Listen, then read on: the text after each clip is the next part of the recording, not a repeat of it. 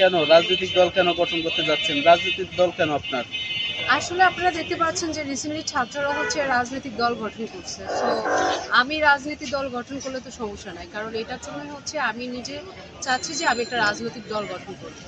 তাই না? রাস্তা বাজার ছাত্রদের জন্যই কি আপনি রাজনৈতিক দল গঠন করতে চাচ্ছেন? ছাত্রদের জন্য না, মূলত আমাদের এখানে বিষয় ছিল যে হচ্ছে ৫ তারিখের পরে যে স্বৈরাচার পতনের বিষয়টা, যে আমিও চাইছিলাম এবং আমিও হচ্ছে নেমেছিলাম। তো এটার জন্যই আমি চাইছি যে হচ্ছে আমি লাইক একটা দেশে ভালো একটা বা সরকার আসুক, দেশ আবার সুন্দর হোক। কিন্তু না, তার চেয়ে বরং হচ্ছে আরও উল্টোটা হয়েছে, যার কারণে হচ্ছে এখন আমরা যে রাজনৈতিক বিষয়গুলো দেখেছি, রাজনৈতিক বিষয়টা এখন হচ্ছে বিজনেসে পরিণত হচ্ছে। এটা আসলে রাজনীতি এক একটা দল মানে একটা বিজনেস। সো ওরা ছাত্ররা ওরা এত টাকা পেলো কোথায়, টাকার উৎস কোথায়? সো ওরা যদি আলাদিনের চেরাগ বা হচ্ছে মাল পানি পাইতে পারে, তো আমিও দল গঠন করলে আমিও হয়তো এরকম আলাদিনের চেরাগ বা মাল পানি পাবো।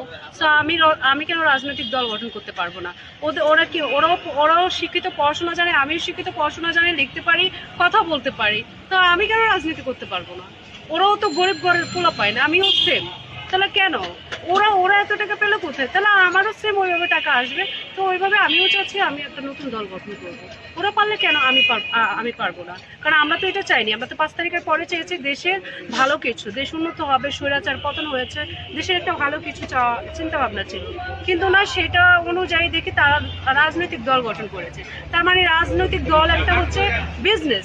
এই রাজনৈতিক দল গঠন করলে এক একজনে এক এক কিছু হচ্ছে, হয়তো ভালো কিছু পায়, আলাদিনের চেরাগ পায়, হয়তো ভালো মাল পানি কামাইতে পারে। নাহলে রাজনীতির প্রতি মানুষের এত অ্যালার্জি কেন?